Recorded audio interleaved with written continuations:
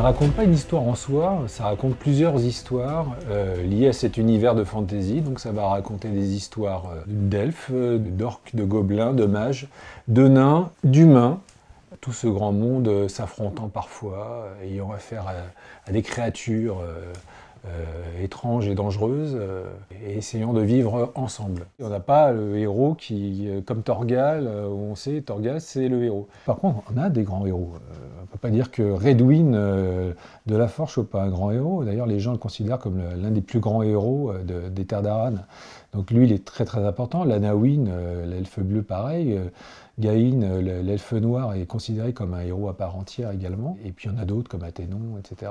Donc on a des grands héros. Hein. On les revoit souvent. Même l'orc Turuk, qui est censé apparaître seulement dans le tome 1 d'Orques et Gobelins, elle apparaît déjà à 2 ou 3 autres reprises dans les elfes. Et prend de la place d'ailleurs. On pourrait presque appeler ça elfe et orc.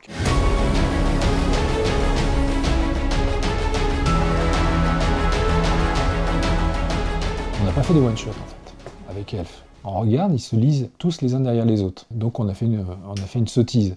Sottise qui a été rattrapée dans Nain, qui a été rattrapée encore plus dans Orques et Gobelins, et dans Mage également. Chaque album est donc très indépendant des autres. Et c'était le but de principe, sauf que Elf y a étrangement échappé, et je suis incapable de dire pourquoi on a nous-mêmes glissé du côté obscur du non-one-shot, de la série à long cours. Et donc, quand quelqu'un me demande par quoi je commence dans les Terres d'Aran, vous me conseillez quoi? Je lui dis, si t'as pas envie de t'engager, achète pas les elfes, attaque directement sur un orc et gobelin, un nain ou un mage.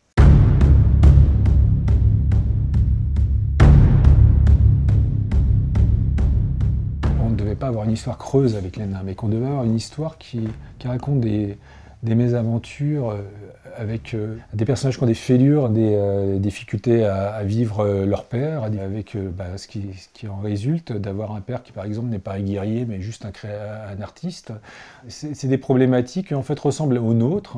Le déni du père, ou alors le père qui dénie sa fille parce que c'est qu'une fille, c'est pas un garçon, quelle horreur, mon Dieu, elle sera jamais une guerrière. Et la fille qui décide de prendre le bouclier et dire je serai mieux qu'un homme.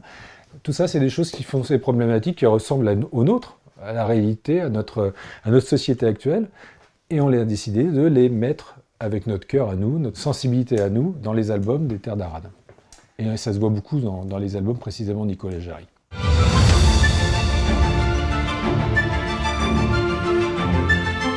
Les elfes se passent à une autre période que les nains. Il n'y avait pas de frise chronologique du tout, parce qu'on est vraiment parti sans trop se préciser les choses à ce niveau-là, parce qu'on n'avait jamais pensé que ça puisse être important. Et puis finalement, c'est devenu important, tellement important que finalement, les lecteurs ont commencé à dire « mais c'est pas normal qu'il n'y ait pas une frise ».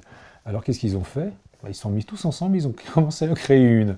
Et en fait, c'est les lecteurs qui actuellement sont à l'origine d'une création d'une frise, précisant à quel moment se situe quel album, etc.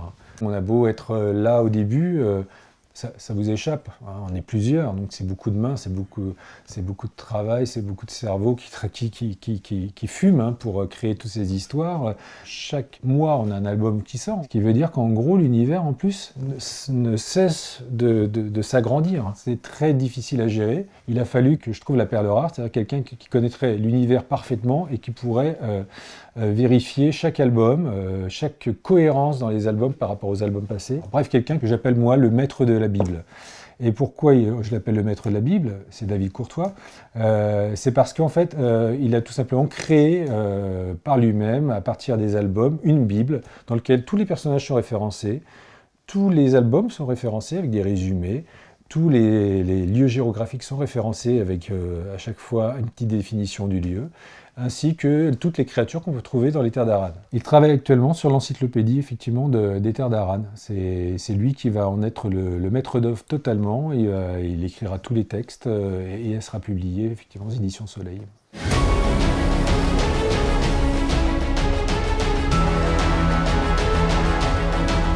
Je trouve que l'avenir des Terres d'Aran va être assez énorme. Les gens commencent à savoir qu'on prépare un énorme crossover.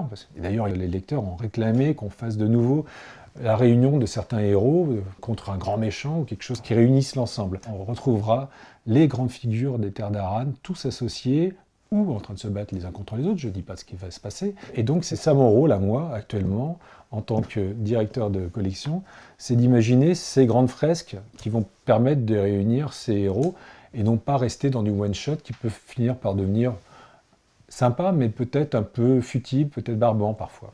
Et l'idée, c'est pas de rester toujours avec un univers qui n'a pas de mutation. L'idée, c'est que l'univers change. Jusqu'à présent, c'était les terres d'Aran. Bien.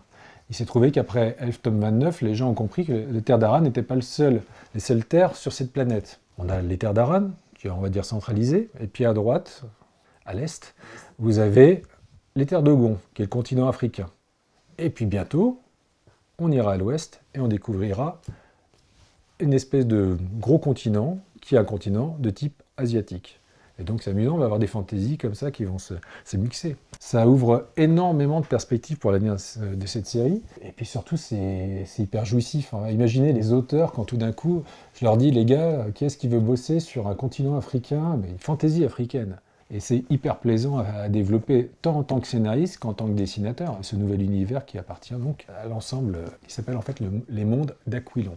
Les mondes d'Aquilon, c'est les terres d'Aran, les terres de Gon et les terres d'Inuma.